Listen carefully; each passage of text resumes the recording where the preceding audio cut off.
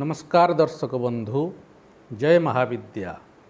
जी सकल सृष्टिर आधार, जी सकल विद्यार आसर, तारि पाद तले प्रणाम करी आरंभ करुच्ची आजिर एपिसोडटी। आजिर एपिसोडटी दर्शक बंधु गृहस्थ सुख शांति को नहीं करी। ए भितरे मोर दुईटी एपिसोड जाइची। गोटे एपिसोड गला जो पुओ बा झियो मानकर विलंब विवाह हेउची बा विवाह रे बाधा होची ता पई गोटे प्रतिकार। परवर्ती एपिसोडटी गला आपणकर पिलामानकर शिक्षा दीक्षा को नहीं करी, जहाँ आपण विगत एपिसोड रे देखिले सहीपरि आज भी गोटे एपिसोड जहाँ को मु निहाती आवश्यक मन करे आम सांसारिक जीवनर दिनचर्या। दर्शक बंधु, घरटीए अच्छी तो ठीक, घरे जदि सुख शांति टिके अच्छी ताहा आहुरी मध्य ठीक। दर्शक बंधु, आपण माने लक्ष्य करि पारुथिबे आजिर जन समाज रे प्रत्येक घरे आमे किए केते सुख शांति रे अच्छे। यह विचारर विषय। प्रत्येक घरे किछि ना किछि अशांति रही।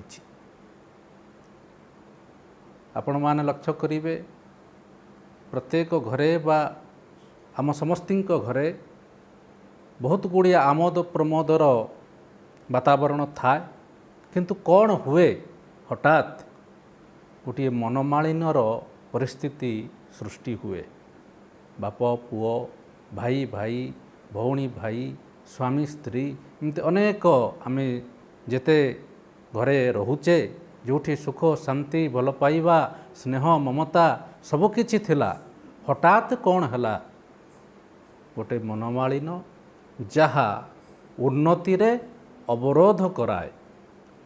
घरे जदि अशांति हला, घरे जदि किछि दुख दुर्दशा रहिला, कहारी मन कहा सहित मिलिला नहीं, भाई भाई रे विद्रोह हैला, जो भाई भाई स्नेह प्रेम रे बढ़ी उठी थिले हठात तांको भितरे गोटिए अशांति सृष्टि हैला और से माने विद्रोह करि बसिले निज निजको। यह हठात सृष्टि हुए। यह काहींकी सृष्टि हुए, यार जदि आमे ज्योतिषिक तर्जमा करिबा, जदि कोनोसी घरे रहुथिबा सदस्य मानंको ठारे अधिक सदस्यंको पाखरे बा अधिक सदस्यंको जातकरे राहु शनि भली पापग्रह मानंकर दशा अंतर्दशा चालू थाए, तेबे एही अशांति सृष्टि होबार संभावना थाए। द्वितीय कारणटी होची कौन? घरे जदि वास्तु दोष थाए। तृतीय कारणटी होची आमे चलुथिबा घरे दिनचर्यारे किछि त्रुटि रखिले। आजिर एपिसोडटी एई सबू माध्यम को नहीं किछि कथा और एथिरे प्रतिकार विधानटीए रहिछि, मंत्र मध्य रहिछि, जहा को करिबा द्वारा गृहरे सुख शांति आसे। दर्शक बंधु, जदि आपणको घरे अनेक अशांति लगी रहुची, सर्वप्रथमे घरर मुख्य सदस्य मानकर जातक परीक्षा करांतु। जातक परीक्षा कला बेले जदि आपण देखिले आपणको घरे 5 जन सदस्य अछंती, 5 जनक मध्यरु जदि 3 जनकर शनि किंबा राहु दशा किंबा अंतर्दशा आसिला, ताहाले से घरे अशांति निश्चिंत आरंभ होब। अशांति आरंभ हेले अवनीति निश्चिंत आरंभ होब। तेणु यार आगर सजाग हो जिवे। कौन करिवे? यदि राहु शनिंकर दशा आरंभ होईछि, तेबे आपण देवी आराधना घरे यथेष्ट बढ़ी दियंतु। सप्तशक्ति चंडी पाठ पंडितों द्वारा करांतु। घरे पूजा स्थान रे देवी दुर्गांकर पूजा आराधना यथेष्ट करंतु। दुर्गांकर स्तुति पाठ करंतु, सप्तश्लोकी पाठ करंतु, ସିଦ୍ଧକୁଞ୍ଜିକା ପାଠ କରନ୍ତୁ। ଏହା ସବୁ କରିଲେ ଘରେ ସୁଖ ଶାନ୍ତି ବଳବତ୍ତର ରହିବ। ଦ୍ୱିତୀୟ କାରଣଟି କ'ଣ ହେଇପାରେ? ବାସ୍ତୁ ଦୋଷ। ଯଦି ଘରେ ସିଢ଼ି ତଳେ ବାଥରୁମଟିଏ ରହିଯାଇଛି କିମ୍ବା ରୋଷେଇ ଘର ଈଶାନ୍ୟ କୋଣରେ ରହିଛି ଓ ରୋଷେଇ ଘରର ଜଷ୍ଟ ପଛପଟକୁ ଯଦି ଦରବାଜା ରହିଛି, ଯେମିତିକି ଆମର ଗୃହିଣୀମାନେ ଯେତେବେଳେ ରୋଷେଇ କରିବେ ତାଙ୍କର ପଛପଟେ ଯଦି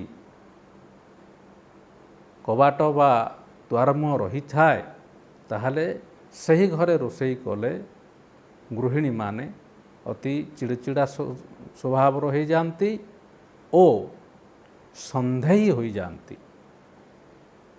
ଏହା ତ ରହିଲା ରୋଷେଇ ଘରର କଥା। ସେମିତି ସିଢ଼ି ତଳେ ଯଦି ବାଥରୁମଟିଏ ଥାଏ କିମ୍ବା ଘରେ ଅନେକ କିଛି ବାସ୍ତୁଦୋଷ ଯଦି ଥାଏ, ଏହା ବାସ୍ତୁଦୋଷ ବିଚାର ଏପିସୋଡ଼ରେ ମୁଁ କହିବି।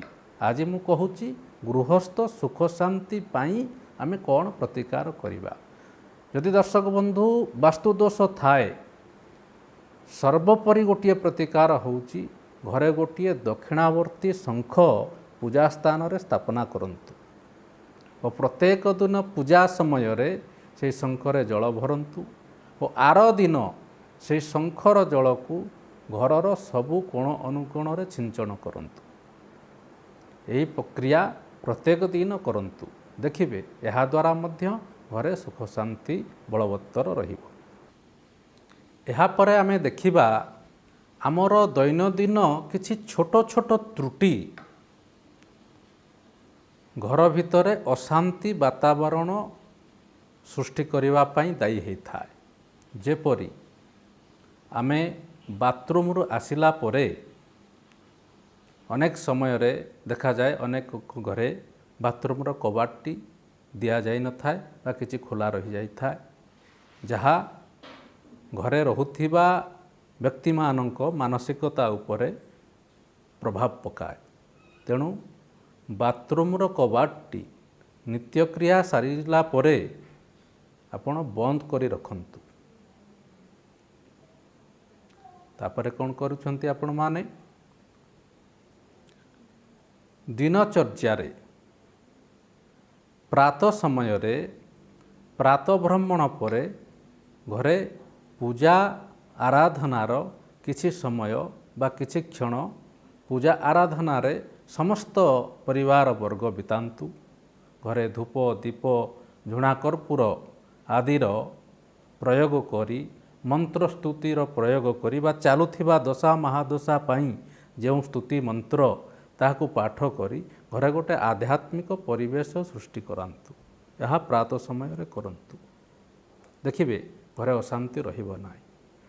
ଏହାପରେ ବି ଯଦି ଅତ୍ୟଧିକ ଅଶାନ୍ତି ଲାଗି ରହିଛି, ଭାଇ ଭାଇରେ ବିଦ୍ରୋହ ଲାଗି ରହିଛି, ବାପ ପୁଅରେ ପଡ଼ୁନାହିଁ ବା ସ୍ୱାମୀ ସ୍ତ୍ରୀଙ୍କ ମଧ୍ୟରେ ପଡ଼ୁନାହିଁ, ପୁଅ ବାପ କଥା ମାନୁନାହିଁ, ବାପ ପୁଅକୁ ପଚାରୁନାହିଁ, ଏପରି କିଛି ଅନେକ ସ୍ଥିତି ଆଜିର ସମାଜରେ ନୂଆ କଥା ନୁହେଁ। ଏହା ପ୍ରତ୍ୟେକ ଘରେ ଚାଲୁଛି। ଯଦି ଆପଣମାନେ ଏ ପରିସ୍ଥିତିକୁ ସୁଧାରିବା ପାଇଁ ଚାହୁଁଥାନ୍ତି, ତାହେଲେ ମୁଁ କହୁଥିବା ମନ୍ତ୍ରଟିକୁ ଯଦି ଜପ କରିବେ ଅନୁଷ୍ଠାନିକ ମତେ, ନିଶ୍ଚିନ୍ତ ଏହାର ଶୁଭ ଫଳ ପାଇବେ। ହଠାତ୍ ଯେ ଏହା ଆପଣଙ୍କୁ ଶାନ୍ତି ଆଣିଦେବ ତାହା ନୁହେଁ। ଏହାକୁ ଜପ କରି କହୁଥିବା ବିଧାନରେ ଏହାକୁ କରି ଶାନ୍ତି କାମନା କଲେ ଧୀରେ ଧୀରେ ଦେଖିବେ ଘରର ବାତାବରଣ ଶାନ୍ତ ପରିବେଶକୁ ଆସିଯିବ। ସମସ୍ତଙ୍କ ମନର ବିକାର ଦୂର ହୋଇଯିବ। ସମସ୍ତେ ନିଜ ନିଜର ଭୁଲକୁ ବୁଝି ଆପୋଷ ଭିତରେ ଆପୋଷ ବୁଝାମଣା ଭିତରେ ଆସି ପୁଣି ସେଇ ଆନନ୍ଦ ସଂସାର ଗଢ଼ି ଉଠିବ। ଆନନ୍ଦ ସଂସାର କହିଲେ ଆଜ୍ଞା ଆଜିର ଯୁଗରେ ଏହା ଦୁର୍ଲଭ ହୋଇଯାଇଛି। ଆଗରୁ ଆପଣମାନେ ଜାଣିଥିବେ ଜଏଣ୍ଟ ଫ୍ୟାମିଲିରେ ଆମେ ସମସ୍ତେ ରହୁଥିଲେ। ବାପା ମା ଭାଇ ଭଉଣୀ ସମସ୍ତେ ରହୁଥିଲେ। ଆଜି ତାହା କିପରି ଭାବରେ ଚାଲିଛି ତାହା ତ ଆପଣମାନେ ସମସ୍ତେ ଜାଣୁଥିବେ, ସେ ବିଷୟରେ କିଛି ମୋର କହିବାର ନାହିଁ। तेणु दूर थाई मध्य घर सहित गोटे संपर्क रहू, भाई भाई रे संपर्क रहू, स्नेह प्रेम रहू। यह ही ये एपिसोड माध्यम रे मु कहवाई चाहूँगी। तेणु नोट करंतु दर्शक बंधु, मंत्रटीए कहूँ गृहस्थ सुख शांति पाई। मंत्रटी हेउची ओम धांग धीं धूम धुर्जटी पत्नी बां बिं बुम बागधीश्वरी क्रां क्रीं क्रुं कालिका देवी सां श्रीं श्रुं मे शुभम कुरु। ये मंत्रटी सिद्धकुंजिका स्तुतिरु आनीत। यही बीजाक्षरी गुड़िक जदि जप करा जाए यार सुफल बहुमात्रा रे मिलुची और मिलिबो मध्य। याकु जप करिवे किपरि? स्फटिक मालारे पूजा स्थान रे बसी आपण प्रत्येक दिन 108 रु ऊर्ध्व घरर कौनसी सदस्य घरर सुख शांति पाई जदि करे, देखिबे आज्ञा घरे जेते वास्तुदोष थाउ, जातक जेते ग्रह दशा थाउ, जहाँ किछि भी थाउ, यहाकू खंडन करिबारे एही मंत्र निश्चिंत सहायक हेबो। यहा मध्य परीक्षित। से गोटिए कथा श्रद्धा भक्ति और विश्वासर सह यदि आपण एही क्रिया करूछंती निश्चिंत लाभवान हेबे।